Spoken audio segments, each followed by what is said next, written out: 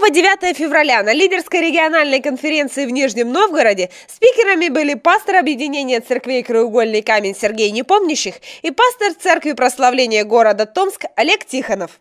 Каждый из нас, мы нуждаемся в определенном ободрении, вдохновении, направлении. Я думаю, что подобные конференции как раз позволяют нам встретиться вместе, ободриться, вдохновиться, для того, чтобы люди могли приехать, познакомиться, общаться. Поэтому я ободряю каждого участвовать на конференциях, приезжать, планировать свое время. Все ожидали Слова Божьего в свою жизнь и ответов на вопросы. Также это была замечательная возможность для общения, ведь церкви находятся за многие километры друг от друга.